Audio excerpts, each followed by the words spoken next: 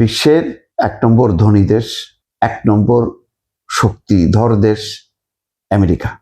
এই ব্যাপারে সম্ভবত আর তার প্রতিদ্বন্দ্বী থাকতে পারে কাছাকাছি অবস্থানে, কিন্তু ১ নম্বর যে আমেরিকা, এই ব্যাপারে কোনো ভুল নেই। এই কারণে এই আমেরিকার প্রেসিডেন্ট যিনি হন তাকেও বলা হয় বিশ্বের ১ নম্বর শক্তিধর ব্যক্তি, শক্তিধর দেশের শক্তিশালী ব্যক্তি ১ নম্বর। সেই ১ নম্বর ব্যক্তি তো যেটা বলে সেটা অনেকটা সংবিধানের মতো। যেমন দেখলাম সেই হোয়াইট হাউসে প্রেস কনফারেন্সে তার বক্তব্য যে ১ রাতেই ইরানকে গুড়িয়ে দেওয়া সম্ভব, এবং বলছেন আগামীকালই সেই রাত হতে পারে, আগামীকাল সেই রাত হবে এটা কিন্তু বলেনি।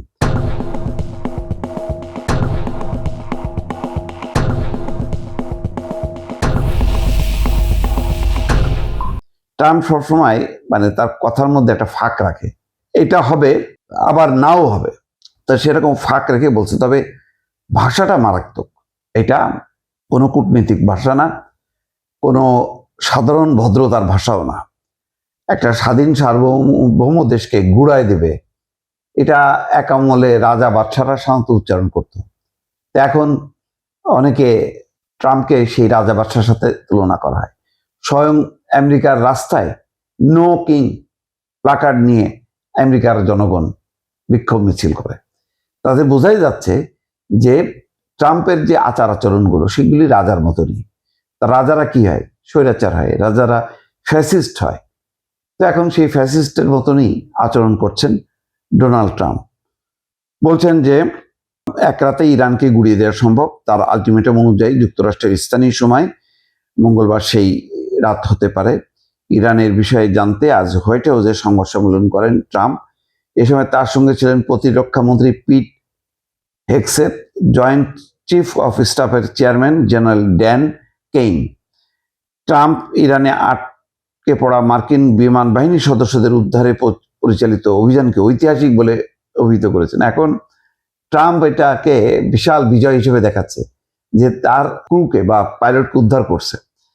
এইটা খুবই হাস্যকর ব্যাপার, যেখানে সামগ্রিকভাবে যুদ্ধের কোনো লক্ষ্য অর্জন হচ্ছে না, সেখানে একজন পাইলটকে উদ্ধার করতে যে তার সমস্ত যেই ধরনের সামরিক সামর্থ্য উজাড় করতে হয়েছে, কোটি কোটি ডলার ব্যয় করতে হয়েছে, সেটাকে কিভাবে সফল দেখাতে পারে যে আমি দেখো মার্কিন নাগরিকদের জন্য আমি কত আন্তরিক, আমি কোটি কোটি ডলার ব্যয় করতেও কসুর করি না, দেশের জনগণের প্রতি আমার কত দরদ, এরকম একটা কথা বলতে পারে। সাংবাদিকদের ট্রাম্প বলেন, আমাদের সাহসী যোদ্ধাদের ঘরে ফিরিয়ে আনতে আমি মার্কিন সশস্ত্র বাহিনীকে প্রয়োজনীয় সব ব্যবস্থা নেওয়ার নির্দেশ দিয়েছিলাম। এই উদ্ধার অভিযানে ২১টি মার্কিন সামরিক জাহাজ অংশ নেয়, ২১টা সামরিক উড়োজাহাজ অংশ নেয়। ট্রাম্প ইরানের বিরুদ্ধে যুক্তরাষ্ট্রের যুদ্ধ বেশ ভালোভাবে এগোচ্ছে দাবি করেন, হুঁশিয়ারি দেন মার্কিন বাহিনী চাইলে মাত্র ১ রাতেই পুরো ইরানকে নিশ্চিহ্ন করে দিতে পারে। তিনি বলেন ১ রাতেই পুরো দেশকে নিশ্চিহ্ন করে দেওয়া সম্ভব, আর আগামীকাল রাতেই সেটা হতে পারে। এর আগে ট্রাম্প হোয়াইট হাউসে আরেক অনুষ্ঠানে ইরান যুদ্ধ নিয়ে কথা বলেন। তিনি বলেন ইরানকে চুক্তিতে রাজি হতে মঙ্গলবার রাত ৮টা পর্যন্ত আলটিমেটাম দিয়েছেন, সেটাই চূড়ান্ত। ইরান যে প্রস্তাব দিয়েছে তা যথেষ্ট নয় বলে মন্তব্য করেন তিনি। আসলে যেটা হচ্ছে এই হুমকি ধামকি দিয়ে সে জয়ী হতে চায়, ভেতরে ভেতরে আলোচনা চলছে। সেই আলোচনায় ইরানও সাড়া দিয়েছে। ইরানের দাবি হলো একটা, যে যুদ্ধবিরতি হোক, যুদ্ধ বন্ধ হোক, কিন্তু সেটা একটা স্থায়ী যাতে ব্যবস্থা হয়, যাতে বারবার এই পরিস্থিতির মধ্যে না পড়তে হয়। এটা ছাড়া আর অন্য কোনো বিষয়ে ইরানের খুব একটা আপত্তি নেই। এখন সেটা তো হবেই।